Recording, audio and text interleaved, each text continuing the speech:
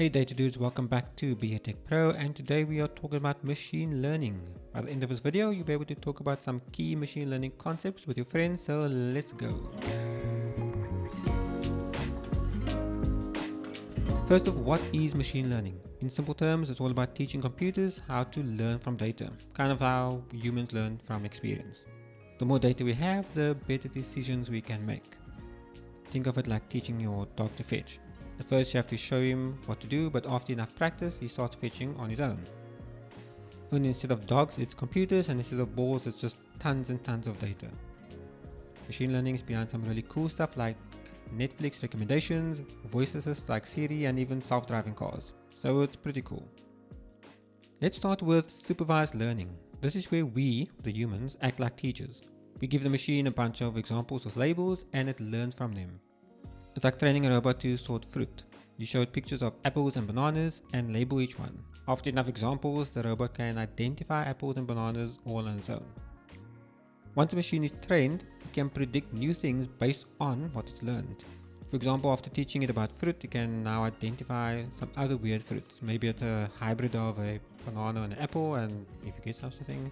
And based on the information it's learned before, it can now predict what this one is. Supervised learning is used in things like spam detection. Your email filters know what's spam based on tons of labeled examples.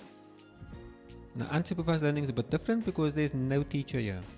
The machine has to figure things out on its own. So imagine you walk into a party with a bunch of strangers. The machine's job is to group people together based on similarities, but it has no idea who anyone is. It might group people based on their clothes, their conversations they're having, or even how much fun they're having. In machine learning terms, this is called clustering, grouping things together that are similar. The machine finds patterns in the data that we might not even notice. Unsupervised learning is used in market segmentation, grouping customers by their behaviors so businesses can tailor their marketing to that particular group. Now let's talk about reinforcement learning. This one is about rewards and punishment, kind of like training a dog. If the machine makes a good decision, it gets a reward, and if it messes up, then no reward. Imagine training a robot to navigate a maze, for example. Every time it makes the right decision, it gets a virtual cookie. And every time it hits a wall, then no cookie. Over time, the robot learns to make better decisions and navigate the maze faster. This is how machines learn to optimize actions.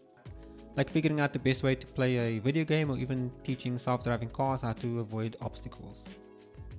Reinforcement learning powers game-playing AIs in many of the games you play today, and it's even used in robotics and, like I mentioned, self-driving cars. Now let's talk about neural networks. This is where it gets really exciting. Neural networks are modeled after the way our brain works, which means we're using biology to make machines smarter. You see, just like our brains are made of interconnected neurons, neural networks have layers of math-based units that work together to process information. Neural networks are behind some of the most exciting developments in AI, like recognizing faces, understanding speech, and even beating humans at games. When you take those neural networks and make them even deeper by adding more layers, you get deep learning. It's like building a super tall cake, if you've watched Cake Boss. The more layers you add, the more complex problems the machine can solve. Deep learning is what allows machines to tackle really tough problems like understanding natural language, making sense of huge amounts of data, and even recognizing objects in images and videos. It's used in everything from voice assistants like Alexa to self-driving cars, and even in medical imaging so doctors can spot diseases easily.